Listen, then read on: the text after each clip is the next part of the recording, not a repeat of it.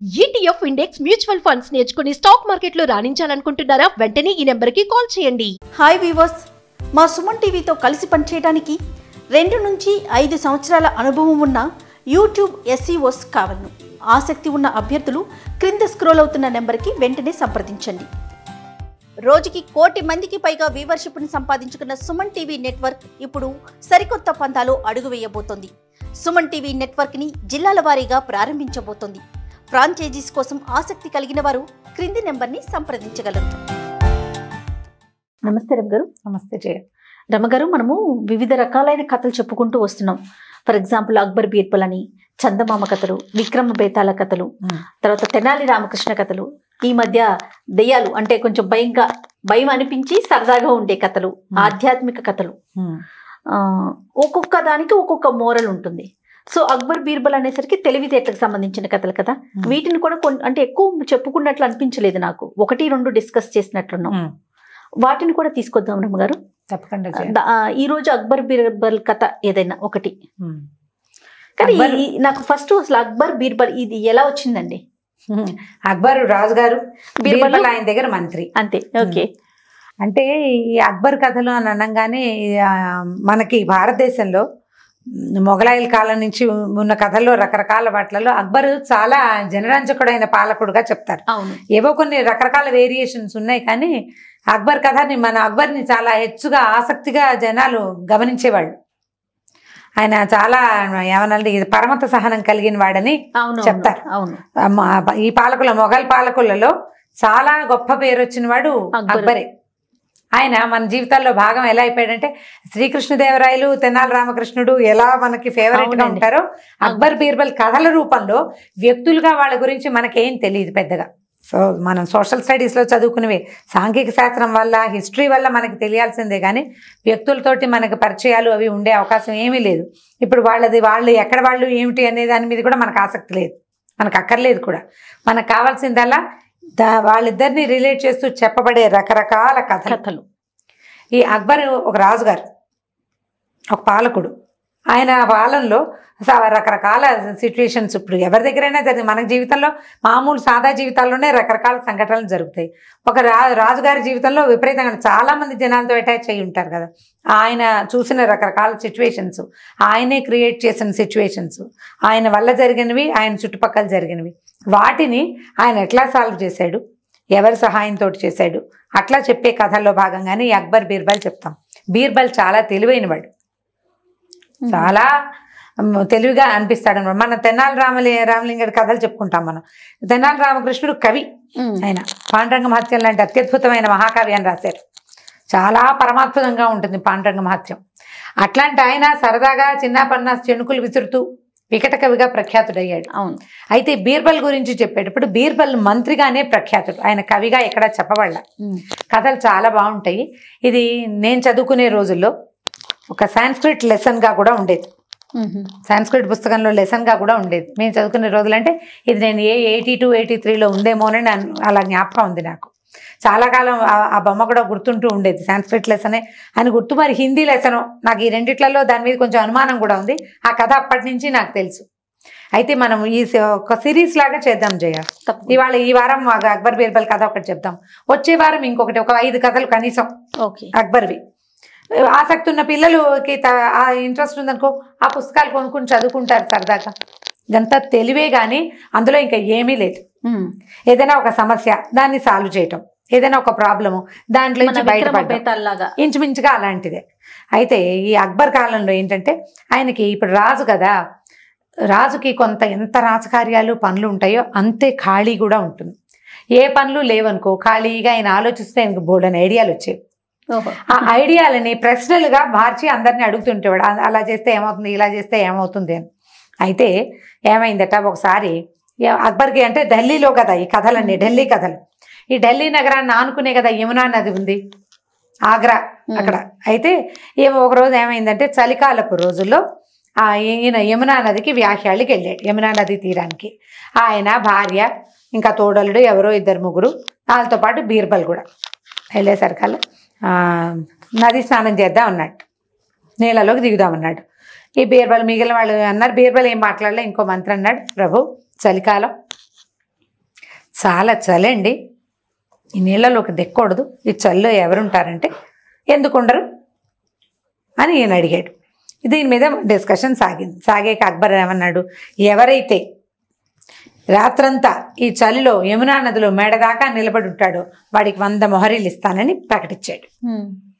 ఎవడో ఒకడు ఉంటాడు ఖచ్చితంగా, మిగిలిన వాడు అబ్బాయి చలి అండి దిగలేరు నీళ్ళల్లోకి, చాలా చలిగా ఉంటుంది, అక్కడంతా ఏంటంటే కిందకు వచ్చేస్తాయి, -డిగ్రీస్లో కూడా వచ్చేస్తుంది ఢిల్లీలో చలి.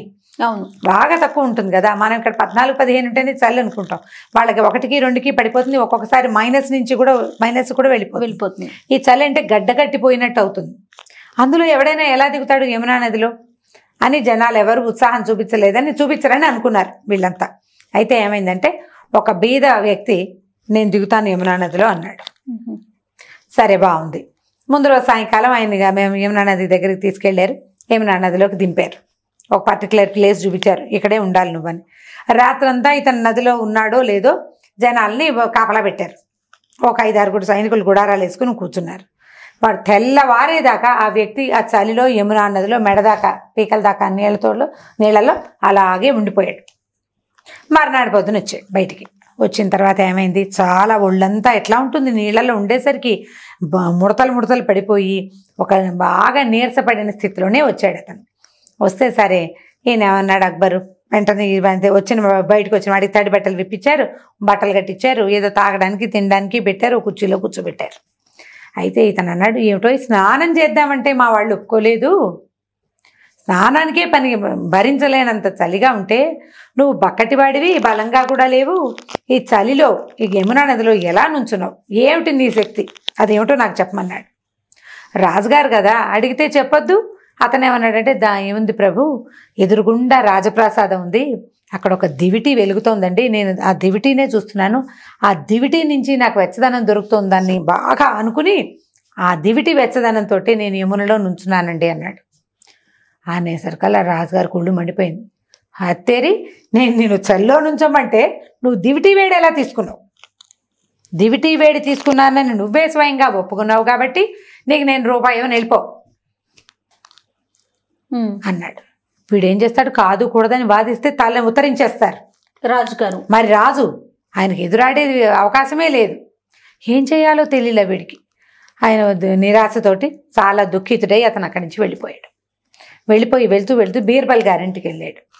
బీర్బల్ అన్నాడు, ఏమో భలే చక్కగా 100 రూపాయలు 100 నాణ్యాలు కొట్టేసావు మొహరీలు అంటే, ఏ మొహరీలు, జహాపన నాకు డబ్బులు ఇవ్వలేదు ప్రభు, ఇలా రాజుగారిని జహాపన అంటారు, ఈ మంత్రుల్ని వాళ్ళని ప్రభు అంటారు, నాకు డబ్బు ఇవ్వలేదు, ఆ దివిటి వెచ్చదనాన్ని తీసుకున్నావు నువ్వు అని నన్ను తుస్కరించారు, వెళ్ళగొట్టారు, నువ్వు వీడు కాదు, నిజంగా న్యాయంగా చల్లో నుంచోగలిగేవాడిని ఎవరైనా పట్టండి అని సైనికులకు ఆదేశం ఇచ్చారు కూడా.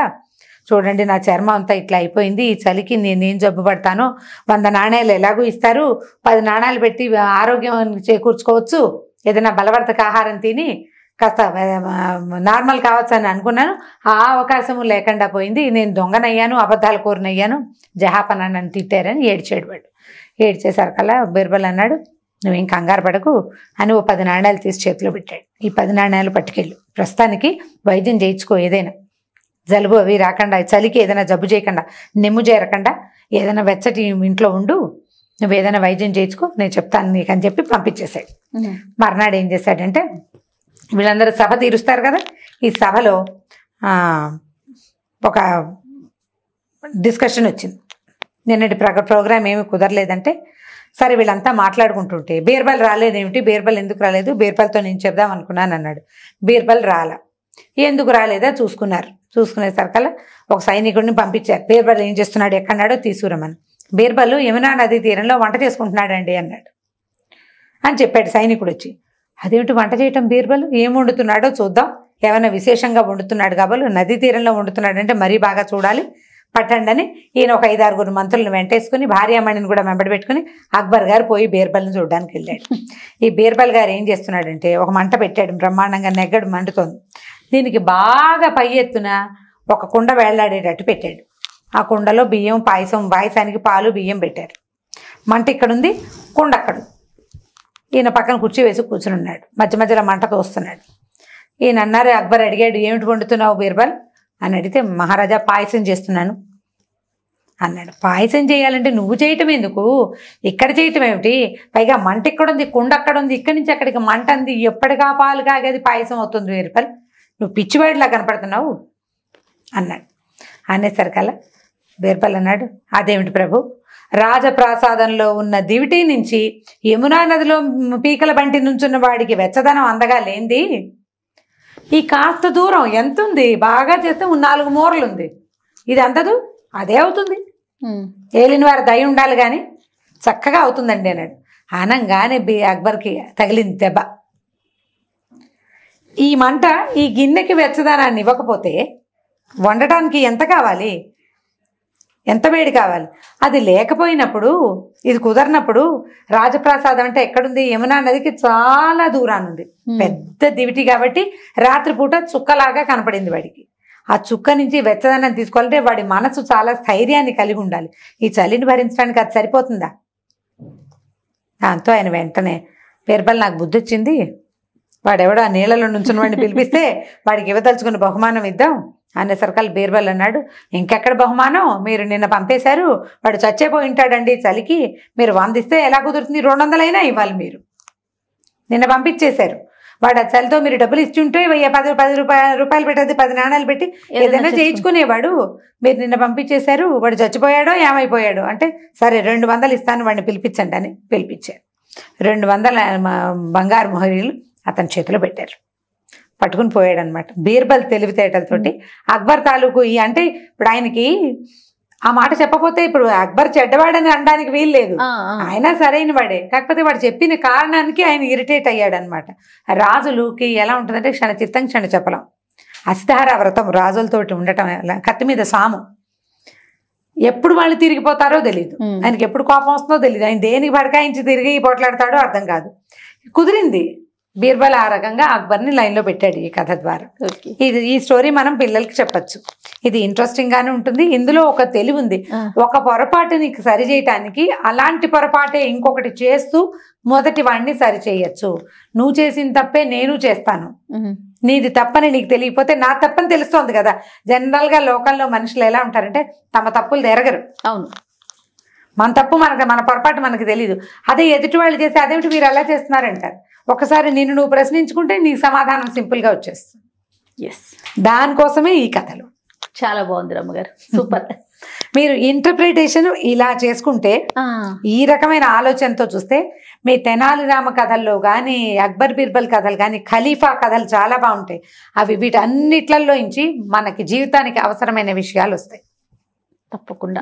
మన పొరపాట్లు పక్క వాళ్ళ పొరపాట్లలో ప్రతిఫలిస్తాయి, అప్పుడే కదా మనకు తెలిసేది. ఇదే మిస్టేక్ మనము చేస్తున్నామని తెలుసుకోవాలి. నువ్వు బయట ఒప్పుకోవద్దు, కానీ మార్చుకోవచ్చు, మనం మార్చుకోవచ్చు. రెండోసారి అది చేయకుండా సరిపోతుంది, చేస్తే సరిపోతుంది. రైట్ రమ్మగారు, ఇంకొక స్టోరీతో కలుద్దాం. తప్పకుండా జయ, నమస్తే. ఈ వీడియో కనుక మీకు నచ్చినట్లయితే లైక్ చేయండి, షేర్ చేయండి. మరిన్ని వీడియోస్ కోసం మా ఛానల్ని సబ్స్క్రైబ్ చేసుకోండి.